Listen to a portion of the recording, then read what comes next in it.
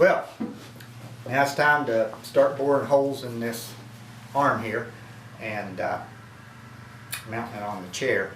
Now, this is the spot where I take, if you watched where I bored the holes here for the arm supports, you remember that I took a lot of care in getting these arm supports just exactly right and in line.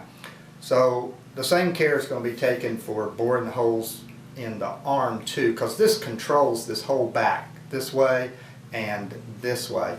And the more time that whatever time that we take here is going to pay off later on. And then once we get this, I can just run with it. I don't know exactly where I'm going to bore these right now. I sort of know where I'm going to bore them, but I don't know exactly until I take it off of the chair itself. So that's what I'm going to show you that I do here. Okay, let's get my glasses on here and let's get my rubber band. So this is the way I do this. So across the rubber band, okay, get that. So these were in the kiln, and I just brought them out of the kiln. So they're at super dry right now. And let's see, that's about how much. So that would be the top of the arm rail right there. So that's about how much I'd have sticking through. Okay. Now, this is where we want the arm rail to be, and so this is at 11 degrees. That's that slouch angle that I bored. And now let's kind of see if I can get a measurement here. Okay. And I like a little drop in the arm, about an 1/8, 3/16, something like that. So let's see what we got here. That's probably just about right. That looks good. So you see that this is about a 3/16 lower than what this point right here is. Right? Now, well, let me check my angle there just to make sure that's not real tight in that hole. So let's make sure I'm sitting at 11 degrees, because that's going to make a big difference. And I'm not. Look at that. I'm sitting at 12 degrees. So let's push that up a little bit. Okay. Look how sloppy that is. Ain't gonna work.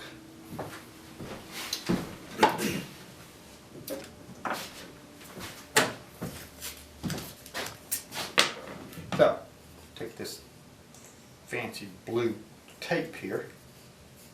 Maybe that'll work.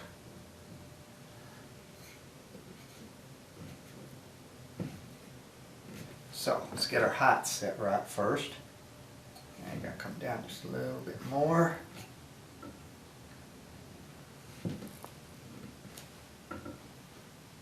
Okay, that's good there.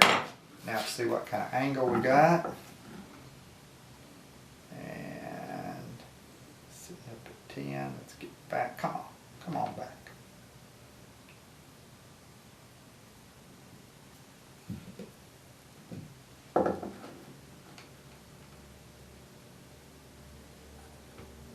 What's the matter with you?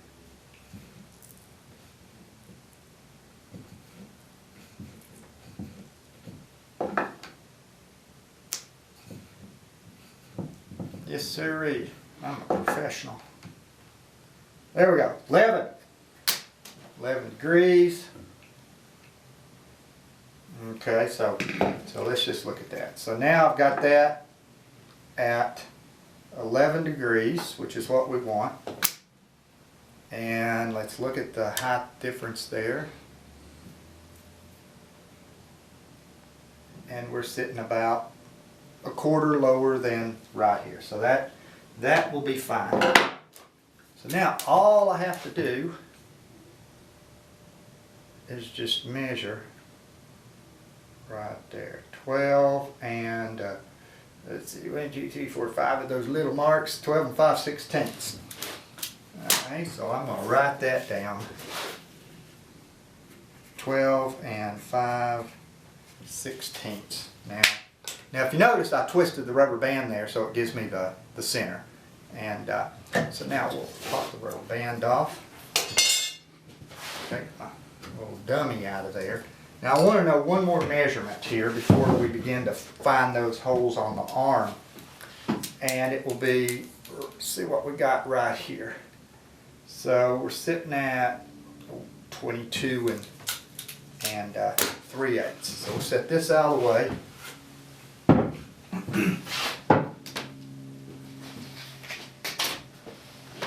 I'll write that down because I may not be able to remember. 22 and 3/8. Okay. Now we're going to take that, we got the 22 and 3/8, which is going to be right here, and then we want 12 and 5/8 right there. So this is kind of like doing a dance with the thing. So in other words, I can't do one till I do the other, but I can't do it until I do the other, and so we just got to sort of. So I've got 22 and 5/16 right there. I believe that's good enough. If I needed more, I could take this thing and I could open it up just at least a little bit, right like that. If I needed to close it up, I'd put a heat gun on it, like I showed you I did on the handhold. Let's see, I might have stretched that a little bit. 22 and 5/16. Okay. So now what I'm going to do is, okay, we've got the center right back here, and I'm going to drill that.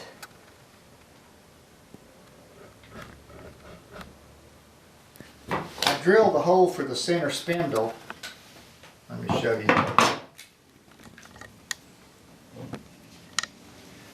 Really close, as close as I can get to the back rail, because I drilled that at an angle and I don't want to come out the front of that, and I've got 1 3/8 inches to go through this thing, so it comes pretty close. So you want to get back here just as far as you can. So there's the point that I'm going to measure to, and the way to do that is right like this. Where's my aluminum angle? There.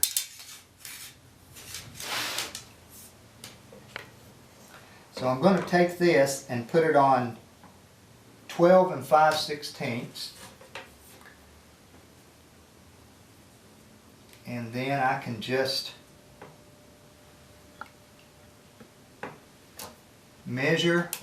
Remember I told you that I was taking care to keep those points right there exact, and because that's what I wanted to measure off of, and this is where I'm using them. So 2 and a half, something like that, 2 and a half, and 2 and 5/8. So now I just keep it on 12 and 5/16 back here, and I move it a little bit. Now what I'm actually going to do is put on 12 and a quarter back here, because my aluminum angle is a 1/16 of an inch. There. So let's see, right there we got 12 and 2 and 9/16, and 2 and 3/8. So come back the other way, and 2 and 7, and 2 and 7. So I'm going to do it with this pin right here so you can see.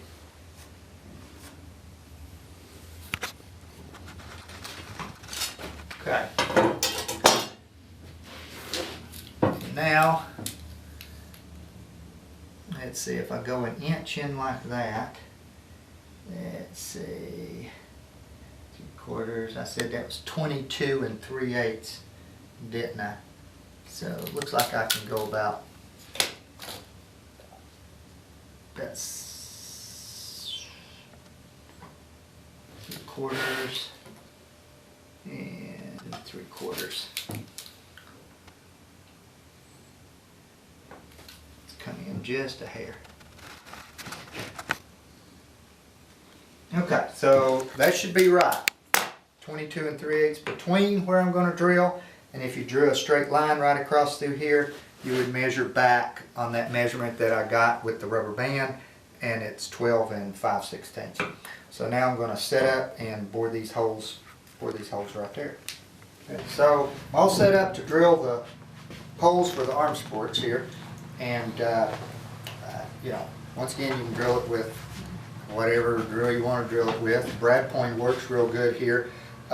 Auger bits, you can drill them with auger bits. I've drilled them a lot of times with augers, but the angle is so steep, then you run into the problems with an auger bit that I've discussed already in the past. So I won't go over those problems again. But it can be done.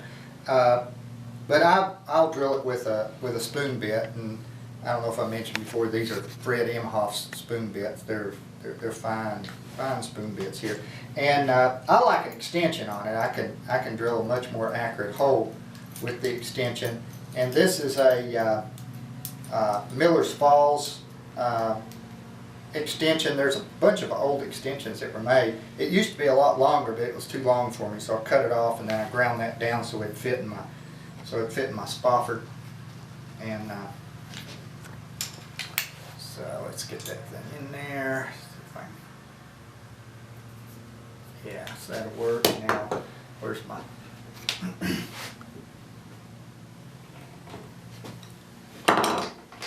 okay, now my sighting point is 5.5 inches off the center. So I've measured out 5.5 this way. I'm going to be sighting right across through there. So that would be the sighting angle. And then the resultant angle is 26 degrees. So the arm support was drilled at 25 degrees in the seat. And then this back's got a little bit of drop to it, as we just saw when we measured there, about a 1/4 inch drop. So I add about 1 degree to it. Seems to work out. I'm going to ream this anyway, and I'll dial it in as I ream it. So now, if you need a line there to be able to sight on, you can take some tape like this and just stretch it out right like that, and that can be your sighting angle. But I don't use it. See if I can save my tape there. Don't want to be wasteful. Okay, so let's see here.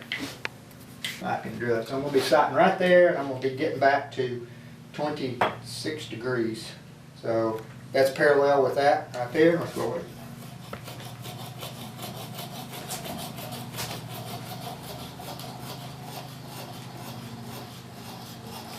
Let's see how I'm doing.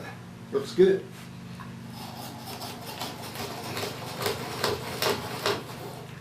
Okay, got that one. Now I'll go over here and drill this other one.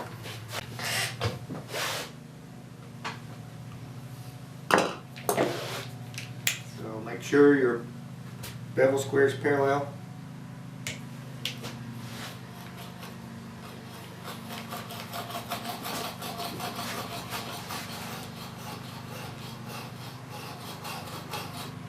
See how we're doing? Look good.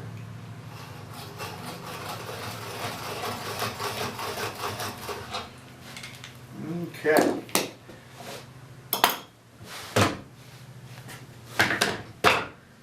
So, finished with that, and I didn't drill into my bench. That's always good. Now I'll start tapering it.